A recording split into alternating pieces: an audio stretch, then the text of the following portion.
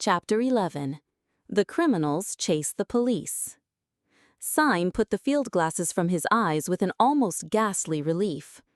"The president is not with them anyhow," he said, and wiped his forehead. "But surely they are right away on the horizon," said the bewildered colonel, blinking and but half recovered from Bull's hasty though polite explanation. "Could you possibly know your president among all those people?" "Could I know a white elephant among all those people?" answered Syme somewhat irritably. "As you very truly say, they are on the horizon. But if he were walking with them, by God, I believe this ground would shake."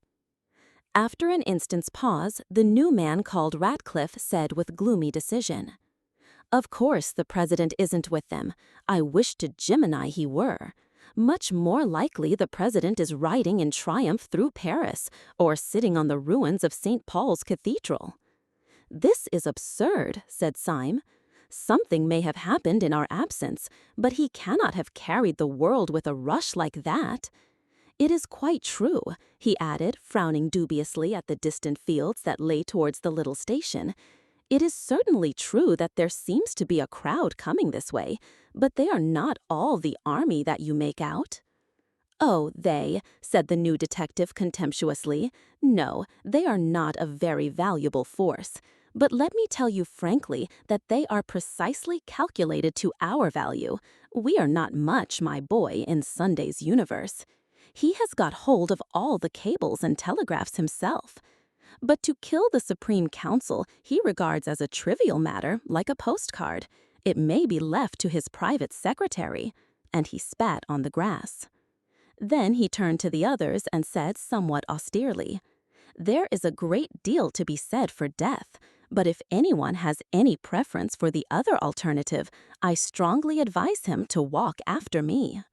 With these words he turned his broad back and strode with silent energy towards the wood. The others gave one glance over their shoulders and saw that the dark cloud of men had detached itself from the station and was moving with a mysterious discipline across the plain. They saw already, even with the naked eye, black blots on the foremost faces, which marked the masks they wore. They turned and followed their leader, who had already struck the wood and disappeared among the twinkling trees. The sun on the grass was dry and hot. So, in plunging into the wood, they had a cool shock of shadow, as of divers who plunge into a dim pool. The inside of the wood was full of shattered sunlight and shaken shadows. They made a sort of shuddering veil, almost recalling the dizziness of a cinematography. Even the solid figures walking with him, Syme could hardly see for the patterns of sun and shade that danced upon them. Now a man's head was lit as with the light of Rembrandt, leaving all else obliterated. Now again he had strong and staring white hands with the face of a Negro. The ex-marquis had pulled the old straw hat over his eyes, and the black shade of the brim cut his face so squarely in two that it seemed to be wearing one of the black half-masks of their pursuers.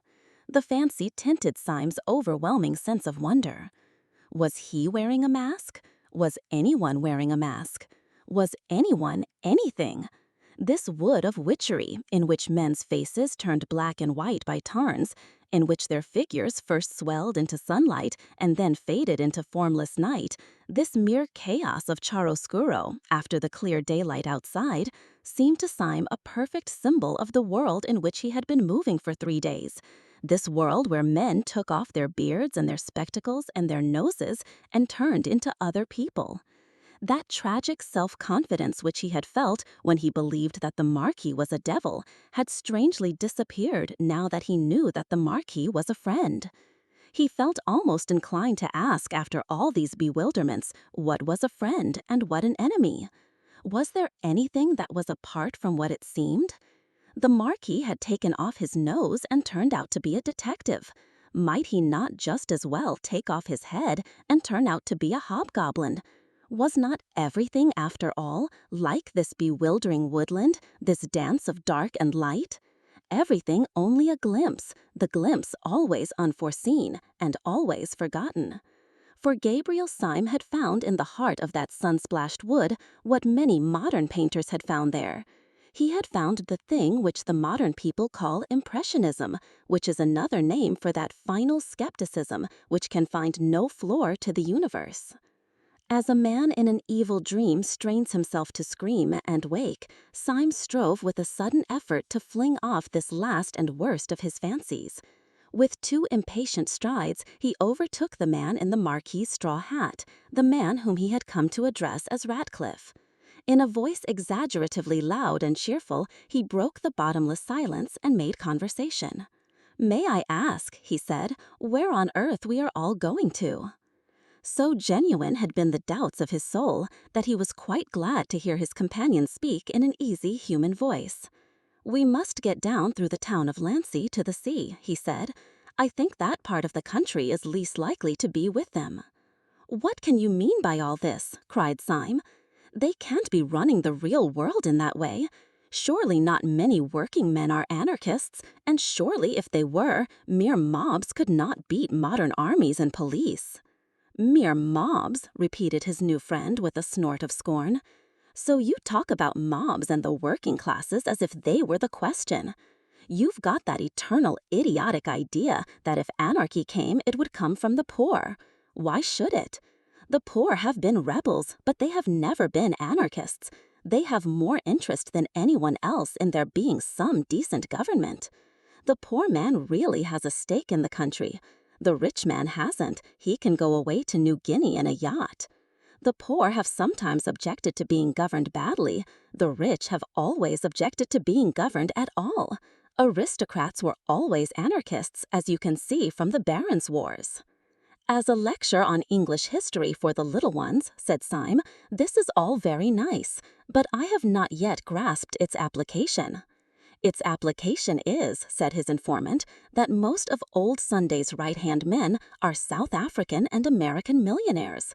That is why he has got hold of all the communications, and that is why the last 4 champions of the anti-anarchist police force are running through a wood like rabbits." "Millionaires I can understand," said Syme thoughtfully. "They are nearly all mad. But getting hold of a few wicked old gentlemen with hobbies is one thing. Getting hold of great Christian nations is another. I would bet the nose off my face, forgive the illusion, that Sunday would stand perfectly helpless before the task of converting any ordinary healthy person anywhere." "Well," said the other, "it rather depends what sort of person you mean." "Well, for instance," said Syme, "he could never convert that person," and he pointed straight in front of him. They had come to an open space of sunlight which seemed to express to Syme the final return of his own good sense, and in the middle of this forest clearing was the figure that might well stand for that common sense in an almost awful actuality. Burnt by the sun and stained with perspiration, and grave with the bottomless gravity of small necessary toils, a heavy French peasant was cutting wood with a hatchet. His cart stood a few yards off, already half full of timber, and the horse that cropped the grass was, like his master, valorous but not desperate. Like his master, he was even prosperous, but yet was almost sad. The man was a Norman, taller than the average of the French and very angular, and his swarthy figure stood dark against a square of sunlight, almost like some allegoric figure of labor frescoed on a ground of gold. "Mr. Syme is saying," called out Ratcliffe to the French colonel, "that this man at least will never be an anarchist." "Mr. Syme is right enough there," answered Colonel de Croix, laughing, "if only for the reason that he has plenty of property to defend. But I forgot that in your country you are not used to peasants being wealthy." "He looks poor," said Dr. Bull doubtfully. "Quite so," said the colonel. "That is why he is rich."